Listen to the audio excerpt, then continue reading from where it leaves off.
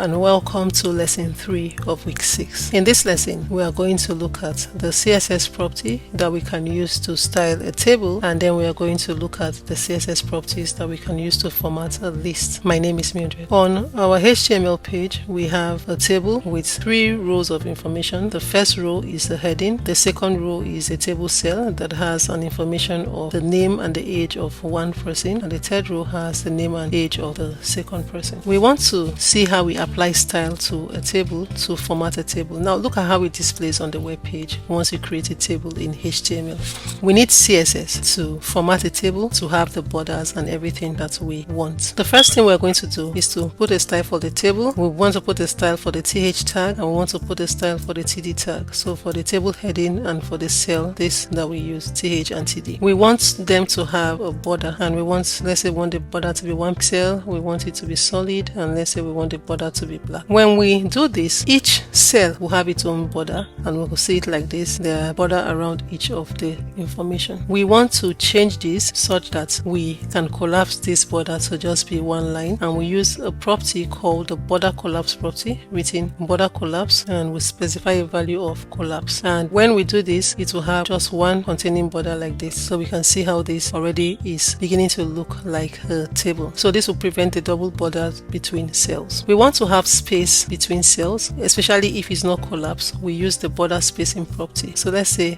this is not collapsed, for instance. I can use the border spacing property, and I'll set the value in any unit of measurement, let's say 10 pixels. And when I refresh this, I have it like that. If I set the border collapse to collapse and I put the border spacing to 10 pixels, it will not have any effect. And that's why we use border spacing when we don't have a border collapse property. Now we can set the height and the width for a table, and for this we want to always set the width in percentage, which will make it more responsive. Let's say for the table alone, I want to set the height, or I'll set the width first to be 100%, and I can now set the height for the table, but let's leave it as only the width for 100%. And when I refresh, now you can see that it takes the full width of the screen because it is 100%. So the width controls the table size. We can add padding so that this will not be at the edge, and we can say for the table we want a padding of let's say we add this to the cells instead of the table itself. So for the TH and TD, we want to have a padding of, let's say, 10 pixels, and then we want to have maybe a height of each of the cell to be, let's say, 20 pixels. So when we refresh this, we'll see that the table height for each row will increase and is not going to be at the edge anymore. We can add more styles, like if we want the alignment, let's say by default the heading is always aligned center and the cells are always aligned to the left. We can change this to be aligned to the left and this to be aligned center. We can do that here to say we want to have style for only the TH,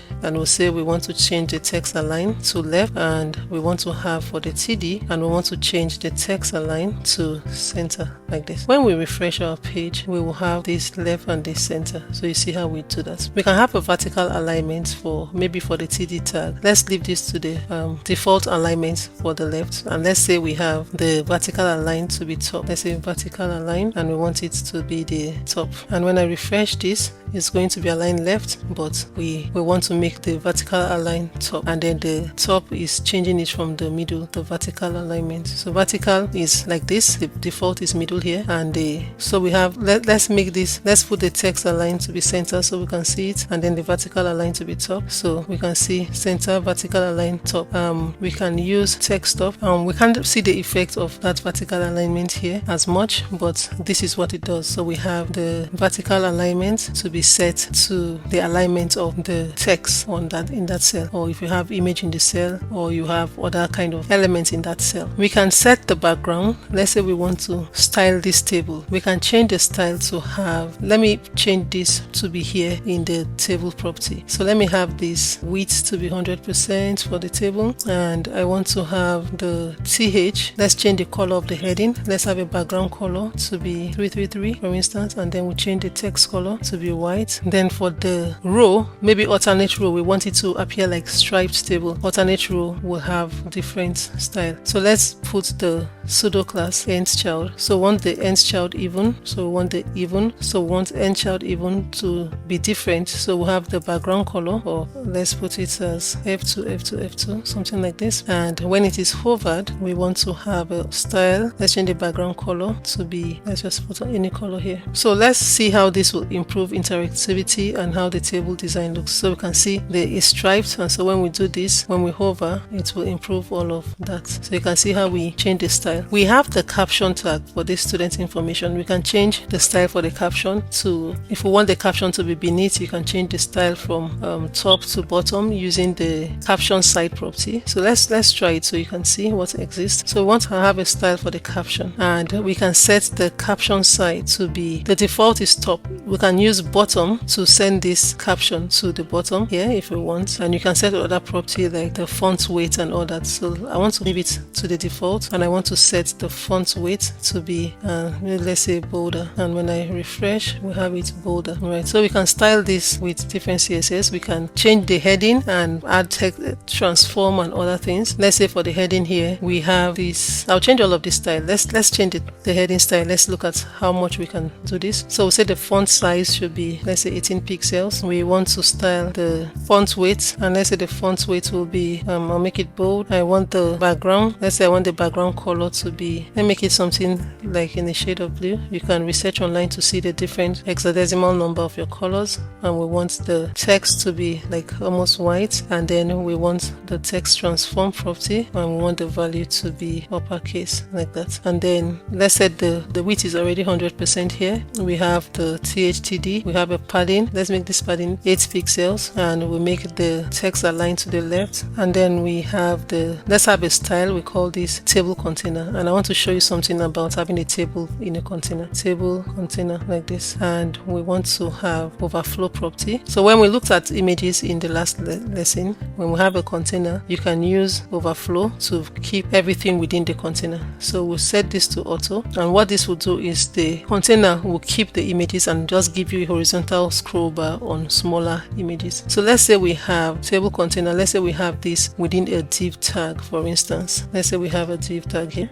The class is equal to table container, and then I'll close. When I refresh my page, I have my styles applied here to this. And if the div tag had a style, let's say let's see how the width is determined here. Let's say the table here has a, instead of width of 100, let's say table let's say layout. Let's use a layout property. So we have layout, we have the table layout property written like this, table layout, and we have the value of auto, and then we want to have a style called fixed. So we'll say any table that has a class attribute with the value of fixed should have the table layout to be fixed and the width to be 100%. So we can do something like this. And then for the div tag, for the container is a div tag, we might want to have a border that we can see. So we'll say border 2 pixels, and let's say groove, and let's say we want the border to be gold like this, and let's put a border radius of 10. Let's put it on 25 pixels on all sides, and let's change this. Let's set a width and a height for the border. The width to be 500 pixels, or let's use 350 pixels, and let's set the height to be auto. So now we can see the effect of this. So this table container, we have it here for the div tag, and then we have a style called fixed, and any table with the class and the value of fixed, so put class equal to fixed, should have that style applied. So when we come to our web page and we refresh, we have this table fixed within the container. So you can see how it shrinks here. When we use fixed, it has equal distribution of or based on the first row. The width will be based on the first row. When we use auto, the contents decide the column width. So if we change this from fixed to, let's say, auto, it will now determine it. Okay, and when I refresh, the contents decides it. But when I remove this property and I say the width is 100%, and I remove this style and I refresh, we will see that the table fits within the container and does not overflow this container, because we use the overflow X property here and we set it to auto, where the table adjusts to fit the container. So in recap, we use border collapse to remove double borders. We use padding to improve the readability by allowing a space between the edge of the border and the text itself. We use the the nthchild pseudo class to create the striped effect like this, where we'll have different color, and also the hover. We use overflow to have a responsive design where the table does not overflow its container. All right, so you can have a style to have a modern styled table. Now let's quickly look at the list and the different properties we can use to style the list. So I'm going to comment this out and we're going to work with list. So we have the first list here. Let me say I will comment this out, and we have a list on the web page, and we have an ordered list that uses bullets and an ordered list that uses numbers. In HTML, we create lists using the UL tag for unordered and OL for ordered, and then within that UL and OL tag we have the list item LI tag that we use to list everything we want within the list. So we can use CSS to style the list to have bullets and numbers for better presentation of the list. So we have different types of lists in HTML, and just for reference, we have the ordered list, unordered list, and then we have the definition list that we're going to look at in this exam. So the CSS properties that we use for list, the first one we're going to look at is the list style type. So we'll have the unordered list, and you see that the unordered list here uses bullets, and we want to remove the bullets. We use the list style type property, and we set it to, we can set this to Dix if we want to change it. Dix is the default, and we want to change this from that to have none, and so we remove all the bullets from the unordered list here, so you don't have bullets. So this is very common when you want to have a navigation bar. When you refer to a lesson resource, you see the different values that you can specify. You can have Dix, you can have square, you can have circle, you can have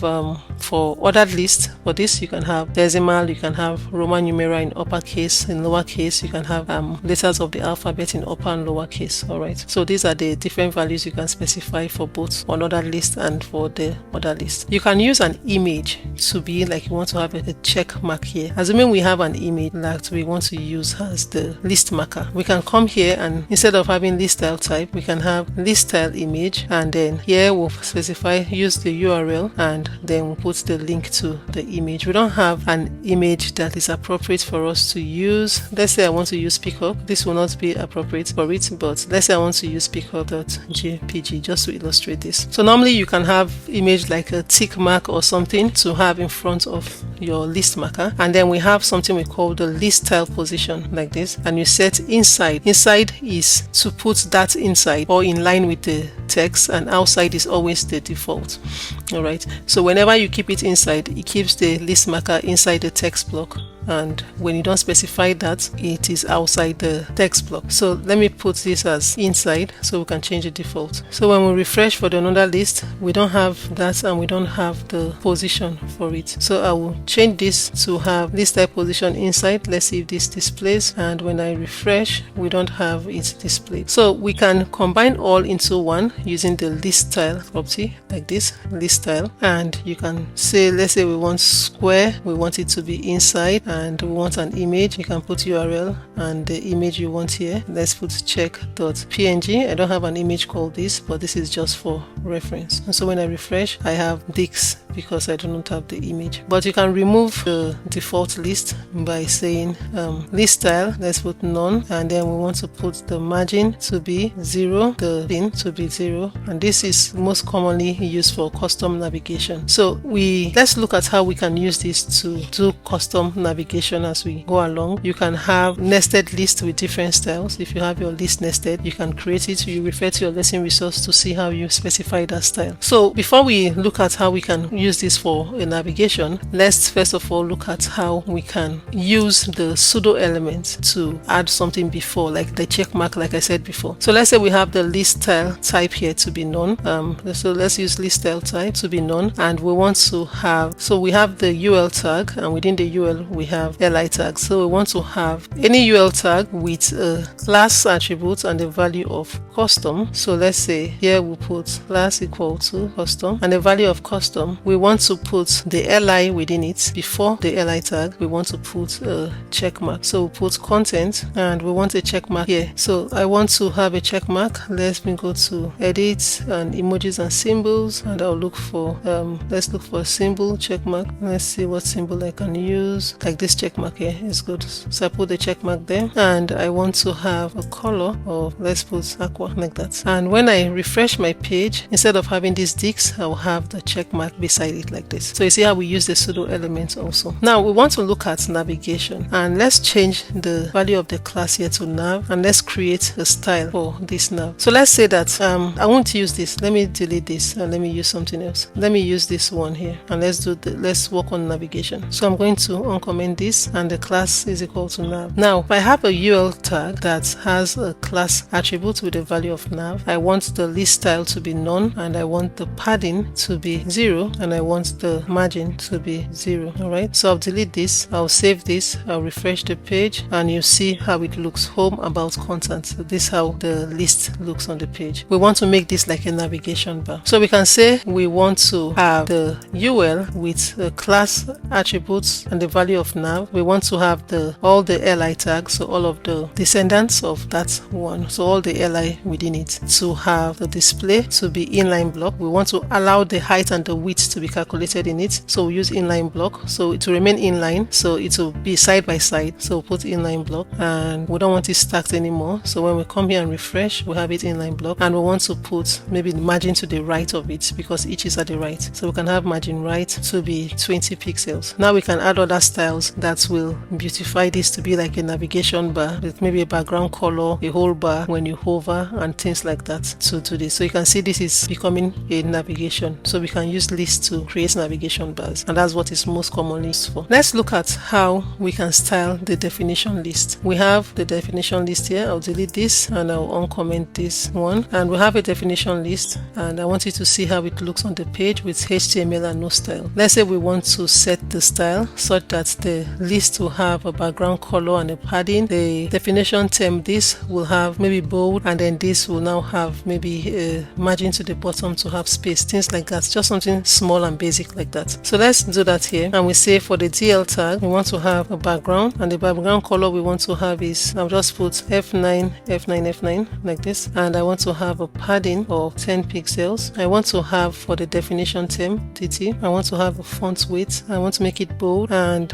for the description or definition I want to put a margin at the bottom, and I want the margin to be 10 pixels. Alright, so when I refresh this, we'll see how we enhance this list. So you see it has a background color, and we have all of the style that we want applied. So to recap, we use the list style type to change the bullet or number style, whether ordered list or not ordered list. We use the list style image to allow us to use custom images as our list marker. We use the list style position to control the marker placement. We use the list style property as a shorthand to combine the type, the image, and the position. We use the list style and the value of none for custom navigation or menus. We use the before pseudo element to design custom markers that we want for our page. This is where we end this lesson. Thank you, and see you next week.